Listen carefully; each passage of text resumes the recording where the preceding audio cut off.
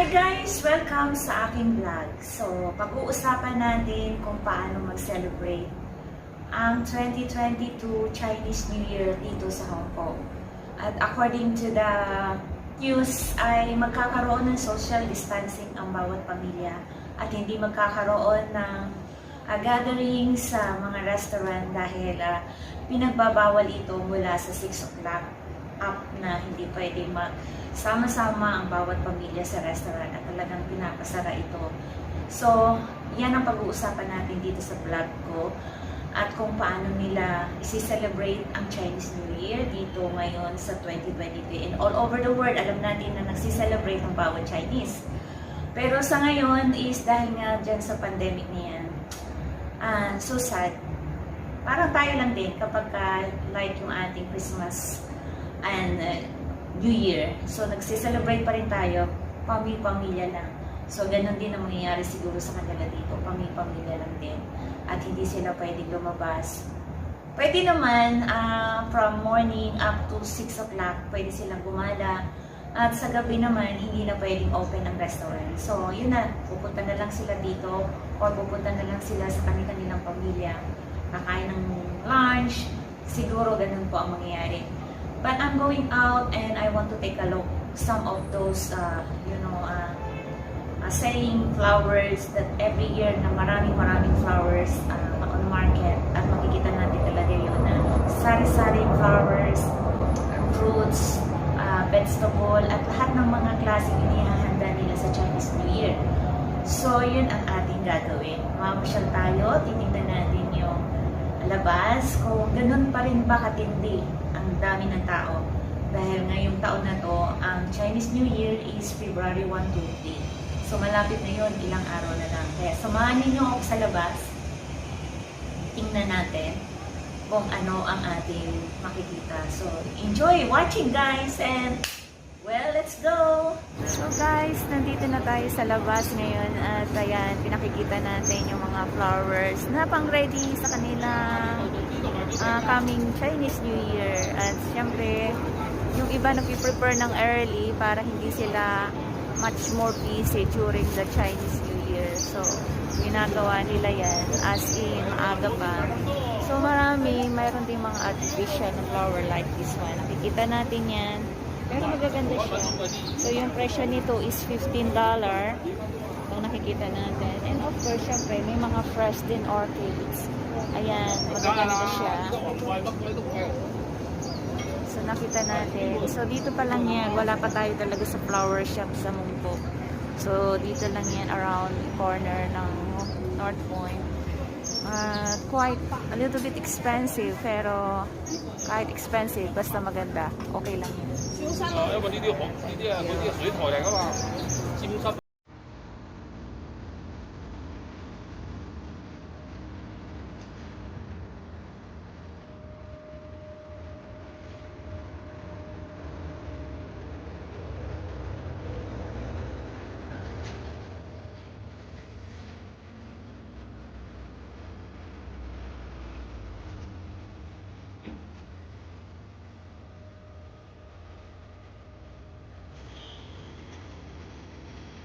Sa kanila to.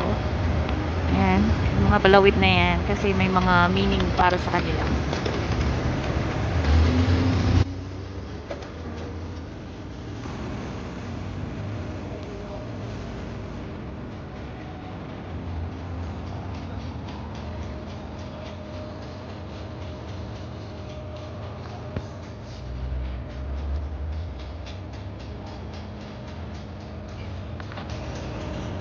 Ito super, ang mga bulaklak nito is napakabango.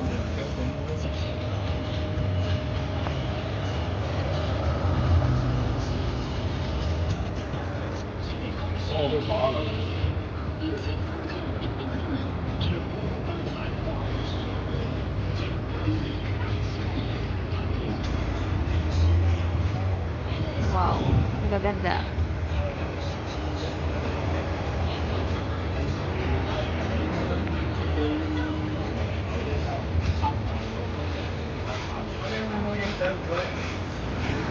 So, sa pag-ikot ko, ito yung nakita ko dito. Alat. Money tree para sa kanya.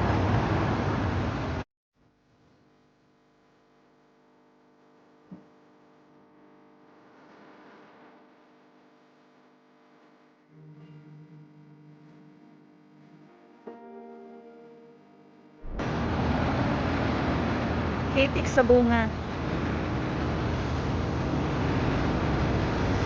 Naka-prepare na yan para siguro dun sa mga mag-o-order. Ayan. Hitik siya sa bunga. Medyo hindi naman siya sweet, maasim siya.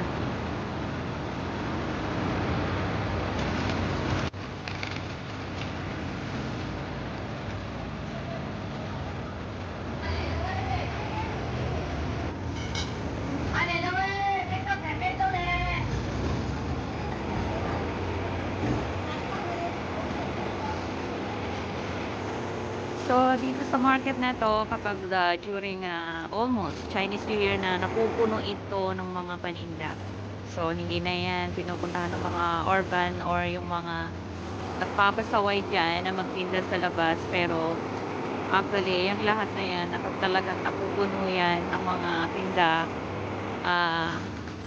pagka malapit na yung Chinese New Year. So, next week, yun ang ating ipakikita sa inyo sa next vlog ko. So, ngayon, nagsisimula pa lang sila, kaya medyo busy na. At marami na rin talagang nagtitinda. Kaya, kita natin, marami na rin talagang tao dito sa market.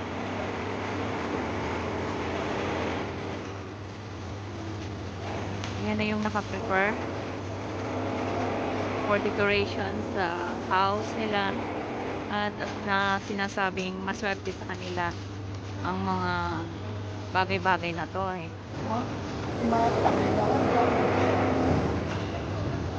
Fruitful Chinese New Year. Dicey, yung very colorful. At makikita natin is more on red siya talaga. More on red.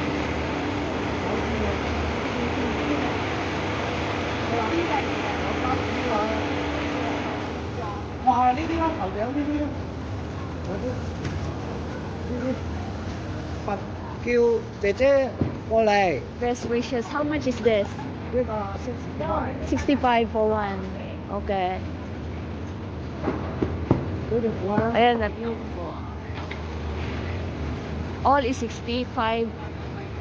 有啊，呢 And the small one, like 個雕聽得啦 and the two $10. ，OK This one? OK， Oh, okay. 係啊，老虎啊，係啊獅子啊， Later 我 come 朋 back. 友呢度啦，過嚟啦， I know. 恭 Later 喜發 come. 財啦， Good. Who's this? Who's this? 呢個 good Good. good beautiful 我嚟 good beautiful 朋友嘛， Hiya, Pangyaw. Later I come back. Come back. May song ah. 買餸買完送過嚟啦。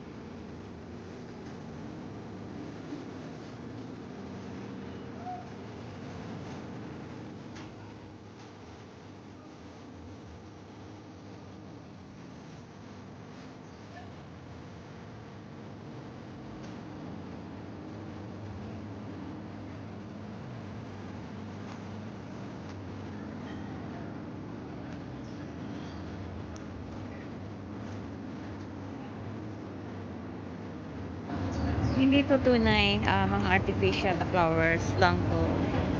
So, some of them, mas gusto nila yung ganitong decorations, their house, gold, silver, pero maganda rin naman.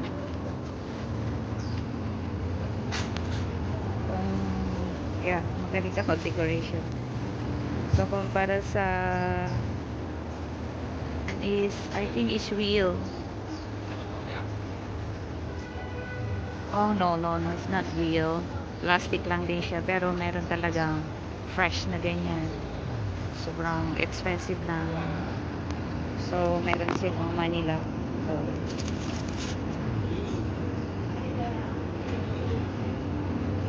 So, bibili rin ako niyan. Siguro, and then fresh orchids later. Yung pinagpapatungan ng TV, pero Ayan. yung mga company Kahit pa paano, at during this pandemic, so makakapag-prepare pa rin sila. Kaya lang medyo may kamalahalan. Like this one, $30. $30 siya. So, yeah.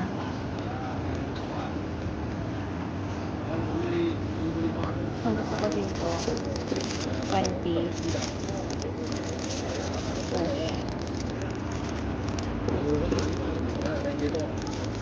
Sinasama nila ito sa pagde-decorations kapag binibili sila ng orchid. So, sinasamahan nila like yung decorations.